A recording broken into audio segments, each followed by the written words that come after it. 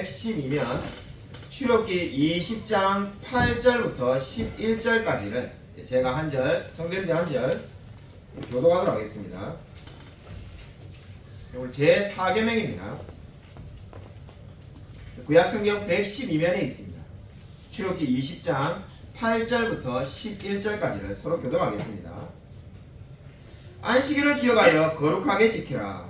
엿새 동안은 힘써 내 모든 일을 행할 것이나 일곱째 날은 내 하나님 여호와의 안식일인즉 너나 내 아들이나 내 딸이나 내 남종이나 내 여종이나 내 가축이나 내 문 안에 머무는 객이라도 아무 일도 하지 말라. 나 여호와가 하늘과 땅과 바다와 그 가운데 모든 것을 만들고 일곱째 날에 쉬었습니다.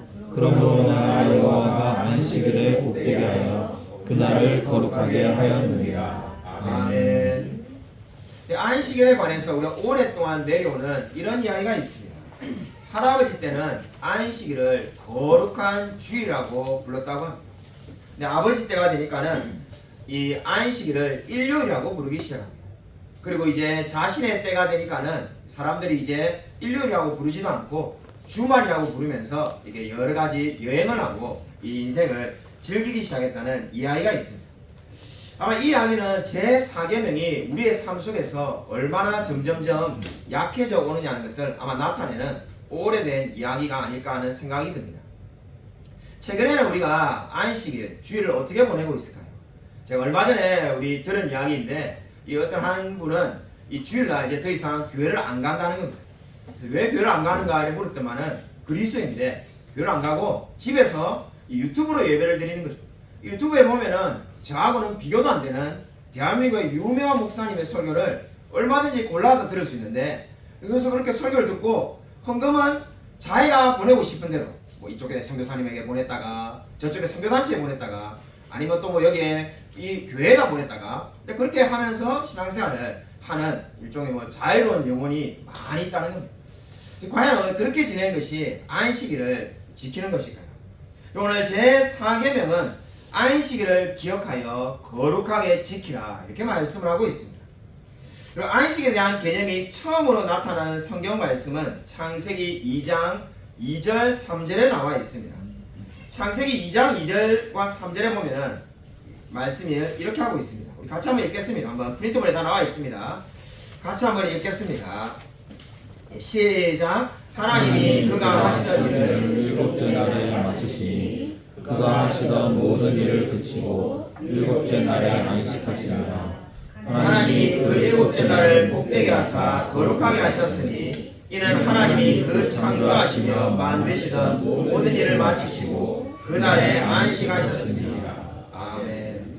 그리고 안식일을 하나님께서 만드셨습니다.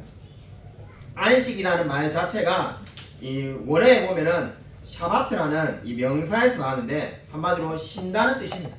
저와 여러분 아마 안식이라면은 쉰다는 것을 먼저 떠올릴 겁니다. 그래서 여러분이 아마 이 개념을 잘 알고 있기 때문에 굳이 제가 길게 설명하지 않겠습니다. 그러니까 안식이라는 것이 뭔가 하나님도 엿새 동안 세상을 창조하시고 쉬셨고 우리도 6일 동안 일하고 하루를 쉬는 거죠.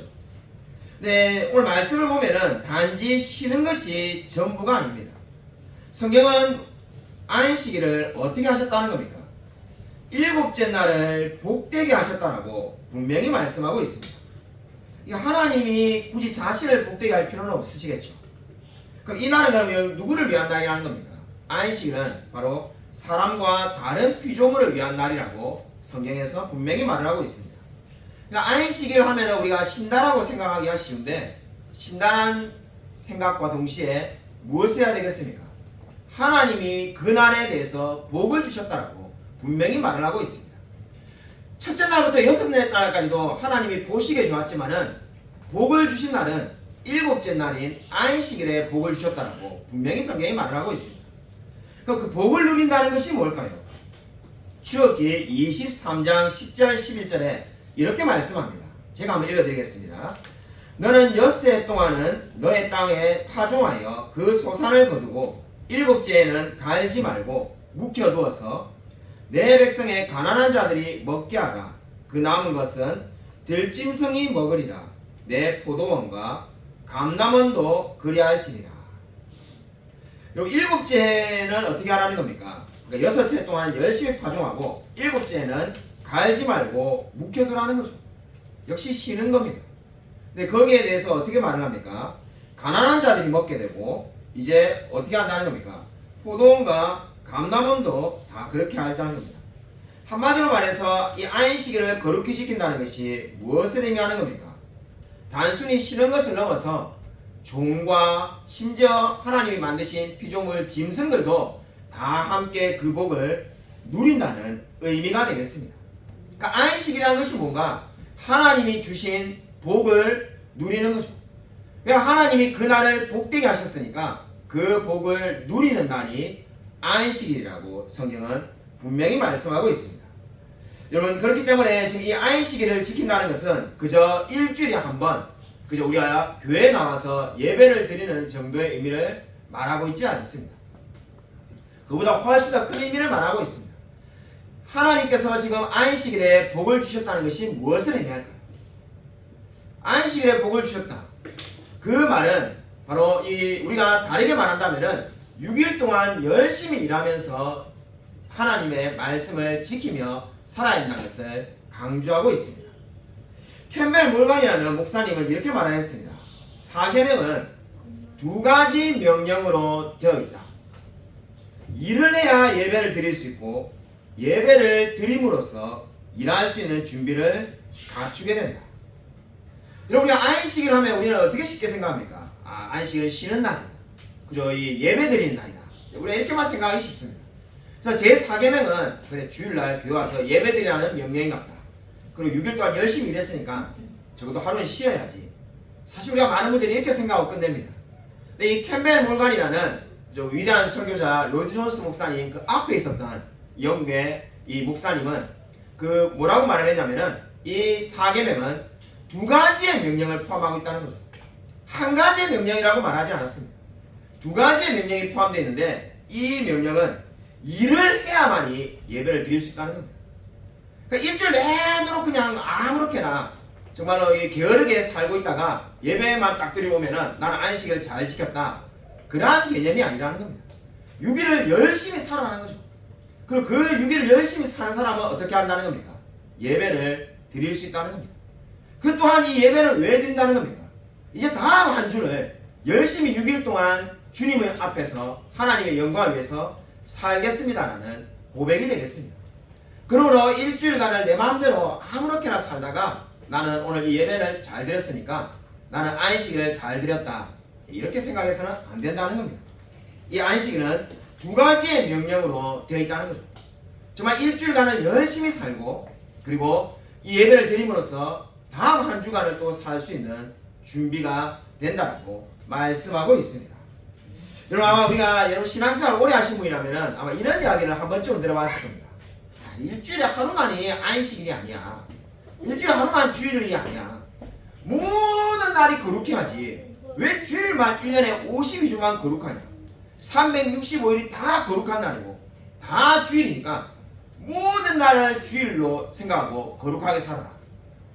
아마 이런 이야기를 여러분이 한 번쯤은 들어봤을 겁니다. 그렇게 말하는 분들이 뭐 이렇게 나쁜 의도로 말하는 건 아니지만은 사실 이 굉장히 우리가 위험한 요소가 있습니다. 왜 그렇습니까? 그렇게 만약에 모든 날이 중요하고 모든 날이 거룩하다면은 하나님이 왜 모든 날을 복되게 하시고 모든 날을 안식이라고 하지 않았겠습니까? 성경에 지금 분명히 우리가 출애굽기도 마찬가지고 창세기도 마찬가지지만은 하나님이 일주일에 하루를 복되게 하셨다고 분명히 말씀하고 있습니다. 이 안식은 사람이 정한 것이 아니라 하나님이 창조 때 정하시고 또 지금 출애굽기에서 다시금 확인하고 있습니다. 그러므로 우리는 어떻게 해야 되겠습니까? 이 안식일을 바로 주일을 거룩하게 지켜야 된다고 성경이 분명히 말하고 있음을 기억하시기 바랍니다. 여러분, 왜 하나님께서 하루를 정하여서 일주일의 그날을 거룩하게 구별하게 예배드리라고 말씀을 하셨을까요? 신명기 5장 15절 한번 같이 한번 읽겠습니다. 프린트본에 다 나와 있습니다. 신명기 5장 15절 같이 한번 읽겠습니다. 네, 시작. 너는 기억하라. 내가 애굽 땅에서 종이 되었더니 내 하나님 여호와가 너를 위하여 안식일을 지키게 하느니라. 창세기에서는 이 하나님께서 왜 안식일을 지켜야 된다고 했습니까? 한마디로 하나님께서 이 세상을 창조했기 때문에 안식일을 거룩하게 지키라고 했습니다. 한마디로 창조주 하나님을 찬양하는 날이 안식일이라는 거죠. 그런데 지금 신명기에 보시면은 안식일을 지켜야 될 이유가 뭐라는 겁니까? 애굽 땅에서 원래 우리가 종이었는데 그 우리를 하나님께서 구원하셔서 이제 안식일을 지켜야 된다는 겁니다. 다르게 말한다면은 하나님은 구원의 하나님이시기 때문에 구원자이신 하나님을 찬양하며 예배드리는 것이 마땅하다는 겁니다. 그러므로 안식일은 우리가 왜 지켜야 하는 겁니까? 하나님의 창조주이시며 동시에 구원자이심을 고백하는 것이 바로 안식일이 되겠습니다. 근데 여러분 저와 여러분이 아마 궁금한 것이 있을 겁니다. 그럼 그렇게 안식일을 지키라고 하는데 우리가 잘 알고 있는 것처럼 안식일은 토요일인데 우리 왜 주일날 모일까? 여기에 대해서 우리가 요즘 이제 주 5일째니까 사실 이런 이야기도 통하지 않는데 예전에 한 20년 전에는 우리가 주 6일째였죠. 불과 한 20년 전에만 해도 토요일날 학교에 아이들도 가고 그렇게 했습니다. 그때만 해도 이런 질문을 들으면 많은 사람들이 어떻게 대답했냐면은 토요일날 일하러 가니까는 못 모이잖아요. 토요일 오전에 누가 올 거냐면서. 그러니까 주일날 모여야 된다. 이렇게 말하는 분들도 있었습니다. 지금도 토요일날 예배를 드리는 곳이 있습니다. 이 향남에도 있는데 이 제7일 안식교는 토요일날 모여가지고 예배를 드립니다. 여러분 근데 왜 우리는 이 주일날 예배를 드릴까요? 안식일을 거룩히 지키라고 했으면은 토요일날 예배 드리는 게 맞는 것 같은데 어떻게 우리가 근데 주일날 예배를 드리고 또 이것이 지금 우리가 옳다라고 말할 수 있는 성경적 근거가 어디에 있을까요? 여러분 저와 여러분이 우리가 주일날 예배를 드리는 성경적 근거는 사도행전 20장 7절에 있습니다. 오늘 우리가 성경을 여러 군데 찾는데 프리즘에 다 나와 있으니까요. 사도행전 20장 7절 같이 한번 한 목소리 한번 읽겠습니다. 네, 시작. 그 주간의 첫날에 우리가 떡을 떼야 하여 모였더니 바울이 이튿날 떠나고자 하여 그들에게 강론할세 말을 밤중까지 계속하네. 여러분 이 신약 시대가 지금 바로 사도행전입니다. 네, 이 신약 시대에 구약 시대에 지금 안식일을 그대로 지킨 것이 아니라는 것이 벌써 나오고 있습니다. 뭐라고 보시면은 그 주간의 첫날에 이 첫날이 뭡니까? 주일을 이야기하는 겁니다. 그러면 안식을 아예 없애버리는가? 그런 것도 아닙니다. 안식을 없앤 것도 아니고 토요일날 드리는 것도 아니고 우리 신약의 사도들은 어떻게 하였습니까? 안식일의 개념은 이어봤되 그것을 주일에다가 예배를 드렸습니다. 주일에 예배드린 이유가 뭡니까? 바로 예수 그리스도께서 부활하신 날이 바로 주일이기 때문입니다. 부활하신 첫날이 주일이기 때문에 그 날을 기념해서 사도들은 주일날 예배를 드리게 되었습니다. 물론 안식의 개념이 다 없어진 것이 아니라 그 날을 이제 안식의 개념으로 주일날 예배를 드리게 되었습니다. 저와 여러분도 지금 신약시대를 우리가 그대로 살고 있기 때문에 우리가 계속해서 주일날 예배를 드리게 되는 겁니다. 그럼 어떤 분들이 말하는 것처럼 주일날 예배 드리는 것은 잘못되었고 토요일날 예배를 드려야 정말로 성경이 말하는 안식의 개념이다라고 말해서는 안 됩니다. 저와 여러분이 사도의 전통을 따라서 우리가 예배드리기 시작할 때 사도신경을 암송하듯이 그래서 사도들이 만든 사도신경을 암송하는 것처럼 사도들의 전통대로 주일에 바로 부활하신 첫날에 예배드리고 있음을 기억하시길 바랍니다. 여러분 저와 여러분이 정말 우리가 지금 이렇게 예배를 드리고 있는데 역사를 보면은 서기 40년에 예수님께서 죽으시고 부활하시고 난 다음에 몇 년이 지났을 때죠. 서기 40년에 역사가 로드니 스타크라는 분은 기독교인이 지구상에 약 1000명 존재했다고 주장합니다. 그러니까 뭐 그분이 물론 정확하게 맞추는 건 아니라는지 모르겠지만은 그 정도 대략 그 정도밖에 되지 않는 사람만이 그리스도인이었다는 겁니다. 대략 1000명 정도의 사람이 아마 뭐 틀리다 하더라도 수천 명이 지나지 않을 겁니다. 수천 명밖에 되지 않는 사람의 그리스도인이 있었는데 이제 이 사람들이 이제 기독교가 300년이 됐을 때, 그러니까 서기 300년이 됐을 때 기독교가 무려 600만 명이나 되었습니다. 그러니까 약 대략 1000명 정도였던 기독교인이 260년 뒤에 300년이 되었을 때는 600만 명이 됐다는 겁니다. 숫자 좋아하시는 분들, 이과를 공부하시는 분들은 이 몇 %씩 성장했는가? 해마다 40%씩 성장해야만이 그렇게 된 겁니다. 그러니까 막 해마다 40%씩 고속 성장을 해가지고 600만 명이나 되는 사람들이 이제 로마에 살게 되었습니다. 근데 여러분들 이 40%씩 이렇게 급성장할 수 있었던 이유가 어디에 있었는가? 역사가들은 두 가지 이유가 있었다고 늘 말합니다. 첫 번째 이유는 기독교가 늘 가난한 사람들에게 관심을 많이 보였다는 겁니다. 그 많은 약자들, 노예와 가난한 사람들이 기독교에 관심을 가져가지고 예수님을 믿게 된 것이 첫 번째 급성장한 이유라는 겁니다. 두 번째 급성장한 이유는 어디에 있는가? 기독교가 그 당시에 가장 개종자를, 그러니까 예수 믿겠다는 사람을 적극적으로 찾아다니는 종교였다고 합니다. 유대교가 있지 않느냐? 아마 이렇게 생각할 수 있는데, 당시에 유대교는 서기 70년에 여러분이 잘 아는 것처럼 로마군에 의해서 성전이 불타서 없어집니다. 그 이후로 사실상 우리가 흔히 말하는 전도, 지금 우리가 아는 그 전도, 건빵전도, 뭐 이런 식의 전도를 다 이제 사실상 포기하였습니다. 그래서 이 역사를 보면은 기독교는 계속해서 끊임없이 전도하고 포교 활동을 한 종교가 되겠습니다. 그래서 해마다 40%씩 성장해서 이제 서기 300년에 무려 600만 명의 기독교인이 존재하게 됩니다. 근데 그 결과가 무엇이었습니까? 서기 303년에 역사상 가장 강력한 탄압이 있었습니다. 디오클레티아누스라는 황제가 역사상 가장 잔인하게 기독교인을 탄압하였습니다. 600만 명이나 되는 사람들이 그리스도인이 있으니까 나라의 위협이 되겠다고 생각했는지 엄청난 탄압을 하였습니다. 그로부터 8년 뒤에 갈레니우스라는 황제가 이제 기독교에 동로마 제국 안에서만 합법적인 지위를 부여하게 됩니다. 그리고 난 다음에 2년 뒤에 이제 전 로마 제국에 이제 그러한 관용을 허락하기로 합니다. 그러니까 종교의 자유를 허락하는 거죠. 그 다음에 우리가 누구나 잘 아는 것처럼 이 콘스탄틴 황제가 들어서서 기독교를 국교로 인정하고 자신도 기독교로 개종하게 됩니다. 여러분, 이 놀라운 것은 역사를 보면은 이 가장 강력한 탄압이 있었던 303년으로부터 기독교가 국교화되는지 불과 20년 전밖에 되지 않습니다. 그러니까 이 기독교가 국교화되는 것을 누가 아마 예상도 못할 정도로 엄청나게 탄압이 있었지만은 그 탄압이 끝나고 난 다음에는 오히려 기독교가 국교로 인정되게 되었습니다. 여러분, 이것이 무엇을 의미하는 겁니까? 여러분, 정말로 계속해서 하나님을 의지하고 예배를 드리고 안식일을 거룩하게 지켰던 그 초대 교인들이 결국은 이 모든 로마의 탄압과 압제와 핍박을 이겨낸 것을 알 수가 있습니다. 여러분, 교회는 반드시 승리하게 될 줄로 믿으시기 바랍니다. 여러분, 역사를 보면은 정말 교회가 너무나 어렵고 탄압을 받는 시절에 오히려 교회가 더 성장하고 부흥했음을 우리가 알 수가 있습니다. 여러분, 우리가 지금 제4계명을 보고 있습니다.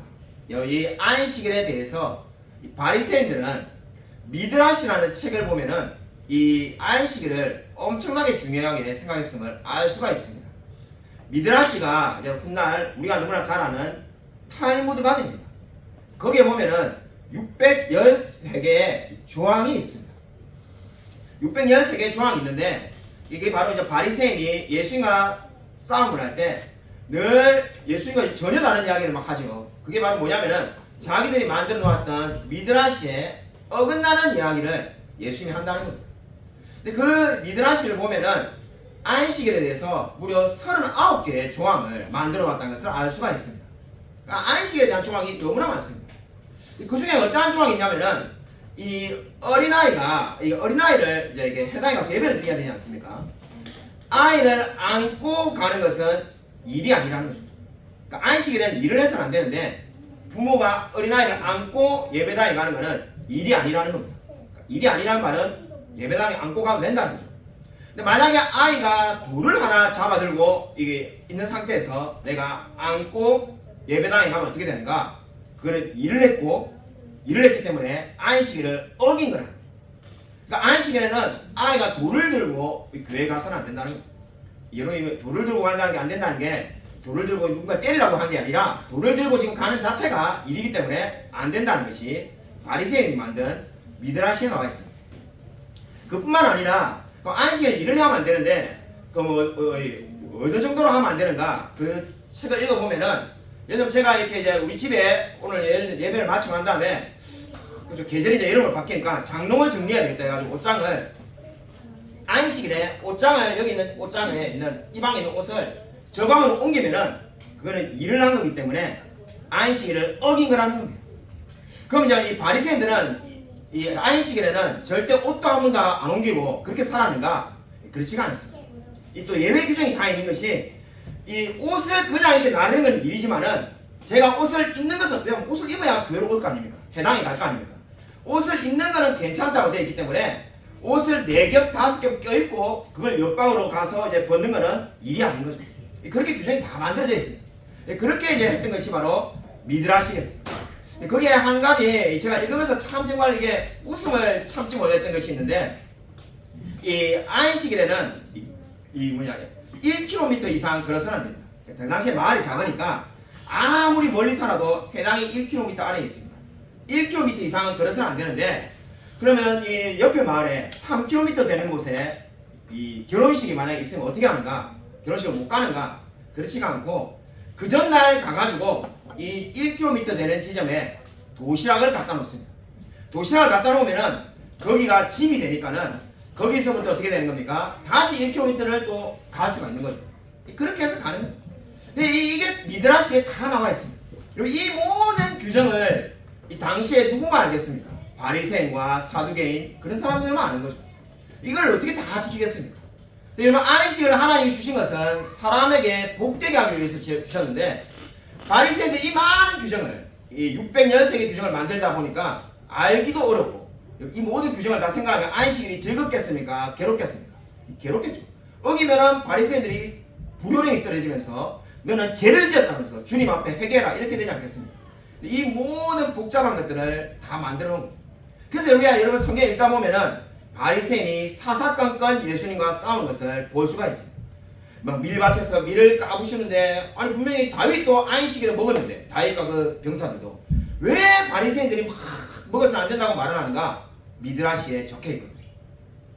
그리고 예수님이 아니 이게 38년 된 병자를 안식을 고쳐줬는데 왜 아픈 사람을 낫겠는데 이 바리새인들은 화를 낼까? 미드라시에 뭐라고 적혔냐면은 당장 죽어가는 사람이 아니면은 안식일에 그 누구도 고쳐서는 안 된다는 거죠. 요즘 말로 하면은 제가 이런 다리가 부러졌다면은 안식일에는 수술하면 안 되는 거죠. 그냥 그 다리 놔둔다고 죽는 게 아니니까. 막 피를 막 철철 흘리면서 죽어가는 사람만 수술할 수 있는 거지. 이 놔둬도 괜찮은 거는 그 다음 날에 치료를 해라는 겁니다. 그게 이제 바리새인이 말하는 거였습니다.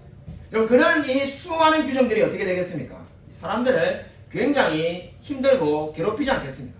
그래서 예수님께서 계속해서 말씀에 안식일은 사람을 위해서 있는 것이지 사람이 안식을 위해서 있는 것이 아니다라고 말씀하는 겁니다. 여러분 바리새인에 대한 이야기를 제가 여러 번 드렸는데 이 안식일만큼 정말 우리 개혁주의 안에도 큰 논쟁이 있는 것은 아마 다른 것은 그리 많지 않을 겁니다. 역사를 보면은 이 개혁주의 안에 두 가지의 큰 이 안식에 대한 흐름이 있습니다. 지금도 마찬가지입니다. 안식에 대한 두 가지 입장이 있는데 이 존 녹스라고 스코틀랜드에 있었던 이 종교개혁자의 입장이 있고 칼빈의 입장이 있습니다. 유명한 일화가 있습니다. 이 존 녹스가 칼빈이 살아가는 이 스위스 제네바에 어느 날 여행을 가서 같이 이렇게 그 스위스에서 예배를 드리게 됐습니다. 예배가 끝나고 나니까는 존 녹스는 당연히 이제 이 자기 신념대로 주일을 거룩하게 보내야 되니까 이 집에 와가지고 성경을 읽고 있었다고 합니다. 성경이 있는데 옆에 막 마당에 떠드는 소리가 있어가지고 너무 시끄러워가지고 쳐다보니까는 칼빈이 자기 성도들과 같이 이렇게 우리 루트가 만들었다는 이 볼링을 치고 있는 겁니다. 이 볼링을 막 치는데 막 신이 나가지고 박수를 치고 자기들이 막 떠들고 웃고 이러니까는 존 낙스가 충격을 받습니다. 이 도대체 어떻게 이렇게 살 수가 있나? 내려와서 이제 따지기 시작한 거예요. 주일인데 거룩한 안식인데 말씀을 보고 기도하고 금식을 하든지 이렇게 살아야지. 아니 이렇게 레크레이션에 빠져있냐? 이거 도대체 이렇게 사는 게 어떻게 그리스도인이냐? 목사가 이렇게 살아서 되겠어요? 자, 이렇게 말을 하는 겁니다. 그래서 칼빈이 자기는 그렇게 주일을 이 레크레이션을 하지 말라는 의미로 믿지 않는다라고 말합니다. 그래서 이게 충돌이 납니다. 여기서 바로 이제 개혁주의의 두 가지 입장이 나오는데, 바로 이 칼빈은 이 주일은 물론 죄를 짓고 이래서는 안 되지만은 어떤 여러 가지 그런 활동들을 예배를 드리고 나면은 할 수 있다는 입장이고, 존 낙스는 전혀 그런 것을 받아들이지 않는 입장이 되겠습니다. 저와 여러분이 배우는 우리 웨스트민스터 신앙고백서는 당연히 그저 영국에서 만들었으니까 존 낙스의 입장대로 이렇게 적혀 있습니다. 그래서 아마 여러분이 이 안식일에 대해서 알고 나면은 아마 우리 교회 안에도 예전에 보면은 늘 충돌이 있죠. 그죠? 제가 서울의 영광교회 사역할 때도 저 청년부를 맡아가지고 제가 뭐 어떤 일 때문에 그런지 모르겠지만은 제가 뭐 피자를 한통 세게 빼가지고 피자를 한 10판 이렇게 신청했는데 10판을 이렇게 청년들이 밑에 그 교육관 5층에서 1층에 내려가가지고 받아 올라오는데 막 청년의 한 명이 막 얼굴이 빨개가지고 올라오는 거예요. 왜 그러냐니까는 자기가 피자를 신청한 것도 아닌데 신청 제가 있는데 장로님한테 엄청 혼났다는 거죠. 장로님이 나이 연세 마신 장로님이 주일날 돈을 쓰는 데는 이 안식일을 더럽히는 거라고 막 엄청나게 혼냈다. 그 참아야 목사님이 신청했단 말은 못하고 뭐 어쩔 수 없이 진짜 들고 와가지고는 막 하소연 하는 겁니다. 그래서 근데 그러면서 그 청년은 이해를 못하겠다면서 장로님은 거의 뭐 바리새인에 가까운 율법주의자 같다면서 아니 어떻게 막 주일날 한 푼도 안 쓰고 살 수 있냐면서 아니 차를 몰고 오면은 이미 기름을 썼는데 그것도 돈인데 그럼 뭐 어떻게 하라는 거냐. 근데 그 장로님 입장이 알고 보면 존 낙스 입장이고 이 청년들은 주일날 뭐 이렇게 피자도 먹고 마천함에 볼링도 치러 가고 그게 칼빈의 입장입니다. 역사적으로 지금도 계속 두 가지 입장이 그대로 존재하고 있습니다. 지난해 우리 교회 오셔서 귀한 강의를 해주셨던 제 박사과정 은사님이신 김홍광 교수님은 늘 강의 때 그래 말했는데 자기는 칼빈을 너무나 존경하고 칼빈의 모든 걸 다 배우고 싶지만은 딱 한 가지는 배우고 싶은 마음이 없는 것이 칼빈의 제4계명에 대한 생각은 아주 잘못되었다. 늘 이래 말했습니다. 그러니까 칼빈이 이 4계명을 잘못 이해해가지고 주일날 뭐 레크레이션도 해도 되고 주일날 뭐 자기 마음대로 살아도 되고 이 존 낙스의 입장과 반대로 간 것은 역사적으로 보면은 오류다라고 그렇게 말한 것이 기억이 납니다. 뭐 사실 여러분에게 지금 존 낙스 입장으로 살아라 이 말을 한 게 아닙니다. 저도 그렇게 살지 않습니다. 저도 뭐 주일날 돈도 쓰고 그래서 사는데 사실 할 수만 있다면은 존 낙스 입장대로 사는 것이 훨씬 훌륭하지 않을까 하는 생각은 요즘 많이 해보고 있습니다. 왜냐하면은 정말로 우리 어릴 때 보면은 우리 어머니 아버지도 막 주일날 그 다음날 주일하고 그죠 12시만 되면은 일찍 자고 그죠 아무리 막 재밌는 토요 영화극장 이런 게도 일찍 주무시고 헌금하기 위해서 돌을 그죠 다리미로 다니시고 뭐 그렇게 했던 것이 기억이 납니다. 그리고 역사를 보면은 이 이해하기에 대해서 여러 가지 계속 부딪히는 부분들이 많이 있었는데 1842년 3월 13일 날 이 글라스고에서 영국의 스코틀랜드에 있는 글라스고에서 에딘버러로 가는 열차가 처음으로 출발합니다. 근데 그때 주일날 처음으로 운행을 시작하게 됩니다. 그래서 그때 수많은 그리스도인들이 그 역에 나와가지고는 지옥으로 가는 열차를 타고 있다라고 비판하기도 했습니다. 그러니까 주일날 예배를 드려야 되는데 이 주일날 이렇게 움직이는 운송수단이 있어서는 안 된다고 말을 한 거죠. 피터 맥킨지라는 19세기의 사회운동가는 또 이런 말을 했습니다. 1847년 1월에 아일랜드에 어느 가족들이 거리에서 죽었는데 그 이유가 뭔가 이 교회가 주일날에는 이 급식소를 열지 않았기 때문에 결국은 그들이 굶어 죽었다는 거죠.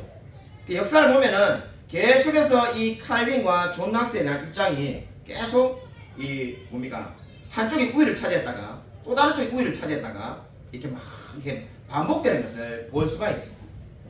방성기 목사님이라고 우리 시대에 유명한 직장인들에 대해서 관심 있는 글을 많이 쓰는 목사님이 있는데 오래전에 그런 글을 읽은 적이 있습니다. 자기는 이 안식에 대해서 이 존 낙스니 존 칼빈이 이런 이야기 하지 않으셨고 예전에 우리 자기 신앙의 그 선배들 어머니 아버지죠. 주일날 돈 쓰면 안 된다. 12시 되면 공부하면 안 된다. 12시인데 자 볼펜 놔자 오늘 주일이다. 그리고 주일날 막 계속 아무것도 안 하고 있다가 저도 그렇게 살았습니다만은 이제 12시가 됐다. 이제 월요일이다. 자 중간고사 공부하자. 자기는 이렇게 사는 게 너무 싫었다는 거야. 아니 공부하고 싶으면 주일날 저녁 6시부터 공부하지. 왜 저녁 6시부터 가만히 이렇게 앉아있다가 12시 시간만 보다가 자 오늘 주일 끝났다. 이제 오늘부터 공부 밤에 그렇게 하다가는 막 1시 돼갖고 졸다가 그냥 시험도 망치고 왜 그렇게 사냐 몰랐는데 그런 입장대로 이제 막 우리 뭐 저희가 마음대로 하다 보니까는 그분의 그 아티클 그래서 그렇게 지적한 걸 본 적이 있습니다. 제가 누구나 어느 날 자기 생각을 바꾸게 된 것이 서울에 보니까는 이 대형교회 근처에 가장 이 식당들이 잘 되는데 언제 잘 되는가? 주일날 잘 된다는 거예요. 그러니까 주일날 성도들이 주일날 점심 사먹으러 나오고 뭐 이렇게 막 교제하려고 커피숍에 가고 이러니까 모든 서울에 보니까 장사들이 주일날 제일 잘 된다는 거예요. 주일 점심이 피크고 제일 잘 되는데 그 이유가 어디 있는가? 주일날 성도들이 계속 돈을 쓰니까. 그분이 뭐라고 했냐면은 만약에 우리가 주일날 옛날 우리 신앙의 선배들처럼 돈을 안 쓴다면 그 가게들이 인건비를 아끼려고 주일날 문을 닫을 거고 그럼 더 많은 사람들이 교회를 나올 수 있지 않겠는가. 그렇게 말하는 걸 본 적이 있습니다. 아마 뭐 정말로 뭐 간호사라든지 일부 경찰이라든지 꼭 주일날 일해야 되는 사람이 필요하겠죠. 그러나 정말로 많은 사실 사회 많은 부분들은 주일날 꼭 일하지 않아도 되는데 토익 시험을 주일날 친다든지 토플을 주일날 친다든지 또는 무슨 자격증 시험을 친다든지 해서 사실 막 주일날 계속 많은 사람들이 일하도록 만드는 구조가 아닌가라는 생각을 해보게 됩니다. 여러분 루터는 이렇게 말하였습니다. 안식일이 우리가 하나님을 경외하고 사랑함으로써 하나님의 말씀과 설교를 멸시하지 않고 그 말씀을 거룩하게 생각하고 기쁜 마음으로 경청하고 배워야 한다는 의미를 담고 있다고 말하였습니다. 또한 칼빈은 인간의 연약함 때문에 안식일이 유익하다고 말을 하기도 하였습니다. 여러분 안식일이 무엇일까요? 안식이라는 것은 아브라함 헤셀이라는 분이 그렇게 말을 했는데 시간의 지성소를 만드는 것이다 이렇게 말하였습니다. 저는 이 말을 좋아하는데 안식일이 뭔가? 시간의 지성소를 만드는 거죠. 구약을 보면 지성소가 뭡니까? 하나님께 제사 드리기 위해서 제사장이 하나님께 예배드리기 위해서 나아갑니다. 제물을 가지고 나아가는 거죠. 근데 안식일이라는 것이 뭔가? 시간의 지성소, 시간의 제사를 드리는 거죠. 그리고 나의 시간이지만은 더 이상 이 시간이 내 것이 아닌 하나님의 것입니다라고 선언하는 겁니다.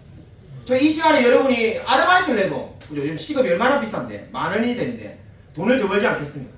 아니 그리고 특별히 재능이 있거나 뛰어난 기술을 가지고 있는 사람은 아마 한 시간에 더 많은 돈을 벌겠죠. 5만원, 10만원. 이 시간이 너무나 귀한데 이 시간을 드리는 게 뭡니까? 나의 시간은 주님의 것입니다라고 고백하는 겁니다.